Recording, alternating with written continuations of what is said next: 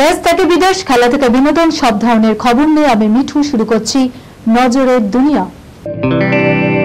কানের মেশিনের বিশ্বস্ত প্রতিষ্ঠান অডিটন, স্পিচ অ্যান্ড হিয়ারিং ক্লিনিক। কানে শুনতে না পাওয়া বা শুনতে সমস্যা, তোতলা বা অস্পষ্ট কথা, জন্ম থেকে কথা বলতে না পারা, অল্প বুদ্ধি, কথা ও কানের যে কোনো সমস্যার সঠিক সমাধান অডিটন।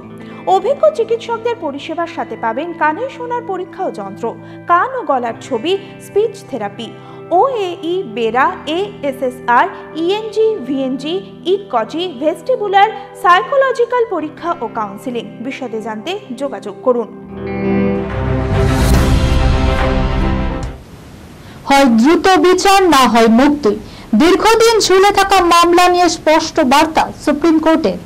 অতি দ্রুত বিচারাধীন মামলাগুলির নিষ্পত্তি চাইল শীর্ষ আদালত। অন্ততপক্ষে তেমনটা সম্ভব না হলে যে সমস্ত মামলার শুনানি এখনই সম্ভব হচ্ছে না, সেই সমস্ত অভিযুক্তের মধ্যে 1/3 সাজা যারা কাটিয়ে ফেলেছেন তাদের মুক্তির ব্যবস্থা করা হোক, এমনই অভিমত সর্বোচ্চ আদালতের।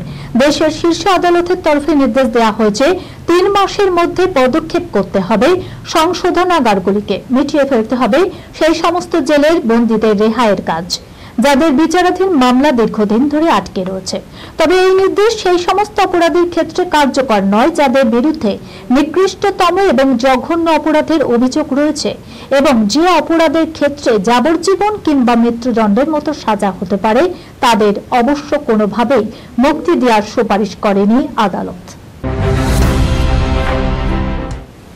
নারী নির্যাতনে কঠোরতম শাস্তি হবেই, নতুন আইন প্রণয়নে রাজ্যকে সহায়তার বার্তা মোদির। কর্তব্যরত অবস্থায় আরজিকর হাসপাতালে তরুণী চিকিৎসককে ধর্ষণ খুন নিয়ে তোলপাড় গোটা দেশ। তদন্তভার গিয়েছে কেন্দ্রীয় সংস্থা সিবিআইয়ের হাতে। শহর রাজ্য তো বটেই, দেশের বিভিন্ন প্রান্তের চিকিৎসকরা যথাযথ নিরাপত্তার দাবিতে রীতিমতো কর্মবিরতি পালন করেছেন। এক চিকিৎসকের উপর এমন নরকীয় ঘটনা কাঁপন ধরিয়েছে সর্বস্তরে। নারী নির্যাতন, বিশেষত যৌন হেনস্থার মতো স্পর্শকাতর ইস্যুতে আরো কড়া আইন আনার প্রয়োজনীয়তার কথা কেন্দ্রের কাছে তুলে ধরেছেন দলমত নির্বিশেষে রাজনীতিকরা। এমনকি বাংলার মুখ্যমন্ত্রী এ নিয়ে প্রধানমন্ত্রীকে চিঠিও পাঠিয়েছেন।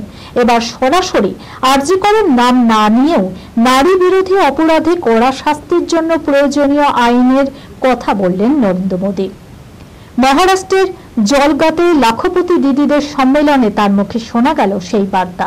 তিনি স্পষ্ট জানান, আমি আপনাদের নিশ্চিত করছি মহিলাদের উপর সব রকম অত্যাচার বন্ধ করে রাজ্য সরকারগুলির পদক্ষেপের পাশে আছে কেন্দ্র।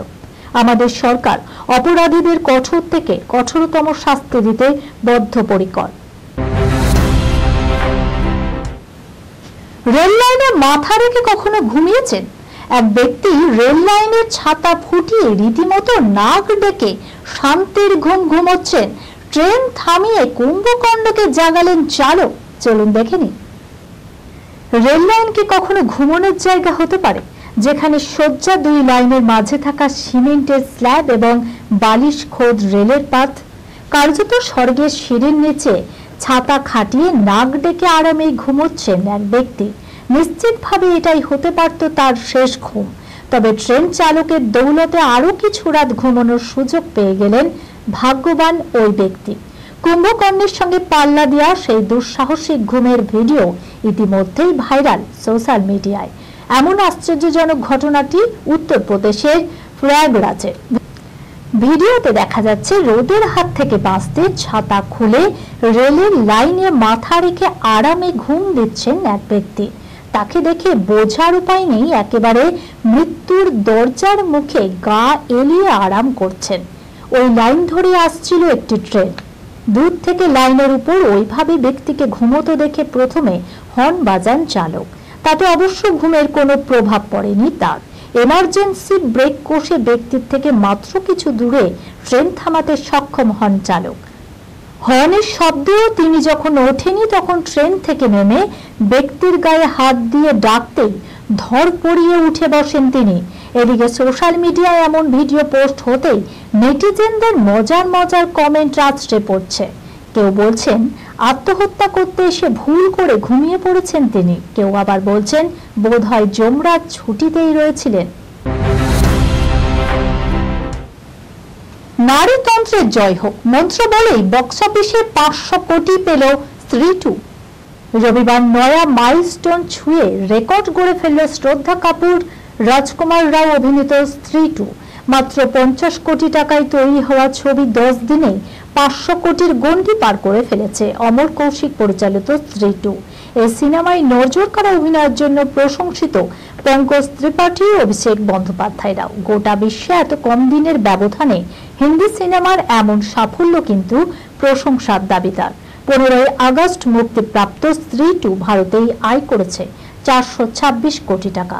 অন্যদিকে আন্তর্জাতিক বক্স অফিসে 78.5 কোটি টাকা আয়। সব মিলিয়ে 10 দিনে 500 কোটি টাকার উপরে ব্যবসা করল স্ত্রী 2। হিন্দি বলিউডের ক্ষেত্রে যা কিনা রেকর্ড ব্যবসা। দেশের স্বাধীনতা দিবসের দিন প্রেক্ষাগৃহে এসেছে স্ত্রী 2।